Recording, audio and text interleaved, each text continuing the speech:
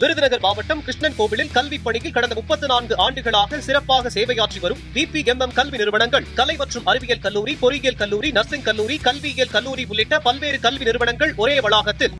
காவிரி நீர் விவகாரத்தில் உச்சநீதிமன்றம் உத்தரவை கர்நாடக அரசு பின்பற்ற வேண்டும் என்று தமிழக காங்கிரஸ் முன்னாள் தலைவர் திருநாவுக்கரசர் தெரிவித்தார்.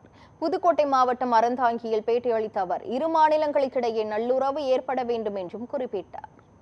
வழக்கமாக ஒரு இதே பிரச்சனை வரும்போது ஃபோன் பண்ணி இந்த கலெக்டருக்கு சொல்லுவோம், இந்த கலெக்டர், பஞ்சாப் கலெக்டர், அங்கே இருக்கிற SC வரைக்கும் சொல்லி தண்ணியை கொண்டு வரதுக்கு முயற்சிகள் எடுப்போம். இப்போவும் அரசாங்கத்தை கேட்டுக்கிறேன், கடைமடை பகுதிக்கு தண்ணீர் திறந்து விடும்போது இந்த புதுசாக வரணும்.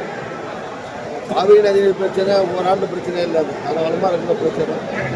அதில் நடுவர் மன்றம், உயர்நீதிமன்றம், உச்ச நீதிமன்றங்கள்லாம் தீர்ப்பு என்ன சொல்லுதோ அதை கர்நாடக அரசு அதை பின்பற்றி சட்டத்துக்கு உட்பட்டு செயல்படணும்.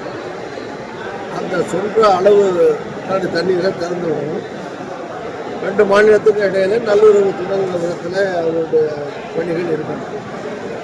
அதை வலியுறுத்துவோம். காங்கிரஸ் பொறுத்த வரைக்கும் காங்கிரஸ் ஆட்சி அங்கே இருந்தாலும், காங்கிரஸ் முதலமைச்சர் இருந்தாலும், தமிழ்நாட்டுடைய நலனுக்காக தமிழ்நாட்டுக்கு வர தண்ணீரை நிறுத்தக்கூடாதுங்கிறதையும், மேகதாதுல அணை கட்டக்கூடாதுங்கிறதையும் தமிழ்நாடு காங்கிரஸ், தமிழ்நாடு அரசு உறுதியாக இருக்கும்.